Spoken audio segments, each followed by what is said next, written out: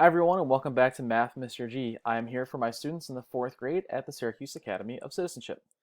Today we're going to be going over the very first lesson in Mission 4 where we deal with constructing lines, angles, rays, line segments, and a number of other things to work with in the following unit. If you have not caught up on Mission 6, please do not watch this video as it's not time or ready for you. Please continue finishing that last unit of Zern. We'll leave that up and we'll be transitioning people over to the new unit as they complete the last unit. So if you are ready for this and you have a whiteboard, a marker, a pencil, or paper, any of those things, please grab those now so we can go over our work.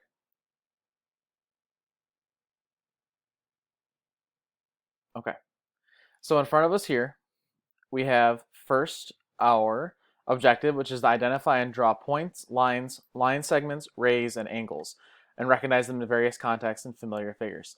So if you have a ruler or anything that's a straight edge at home, whether it's maybe even a phone or even another pencil, TV remote, any of those things will be very helpful in constructing these lines and making sure that they're nice and straight and keep your hands just a little more steady. So I'm going to go through each of these as best as I can on my whiteboard here to identify what they look like and things to know about each of them. So first we have our point, and very simply, a point is just a dot, like so. And points are oftentimes labeled with letters, like A, for instance. So this is now point A. Next we have a line. A line, very simply, is like this. Actually, I believe I have a line tool that will make this a lot easier. There we go. So a line looks like this. And what you want to know about lines is that lines continue in the direction that they're facing for infinity. So what you want to do with a line is draw arrows on both ends to signify that these lines go on forever in both directions. There's no stop. It would only stop if there was a point, and there isn't. Lines are oftentimes labeled as well. So I'm going to label this line, let's say Z. This is line Z. And sometimes the Z, the letter will have a symbol over it to identify that it's a line as well. Next, we have a line segment, which looks very much like a line, and that it's straight. But the difference here is that a line segment has 2 points at either end, like so. And we can label this line segment based on these points. So let me get the correct things here. So I'm going to name this line segment, let's say C D. So this is now line segment CD. Next is our ray. And I always think about this like sun, like a ray of sunshine. I like to think about it in that way because it makes it a lot easier to draw. So I'm going to first put my point to know that it's a ray. And then I'm then going to draw a line coming off of that. So imagine that this point is like your sun and it's coming off of it, and like a regular line, this is going to continue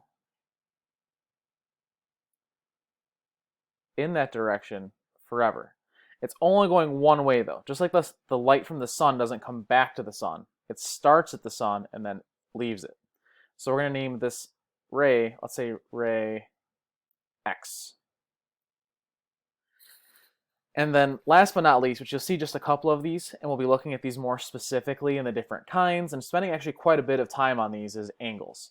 I'm going to draw just a quick angle for us here and give it some names. So an angle is just when two lines or line segments or rays, they intersect. So that means they cross each other in some way. And there's lots of different ways that they can cross them, and we'll look at 3 different common types moving forward and how to measure these.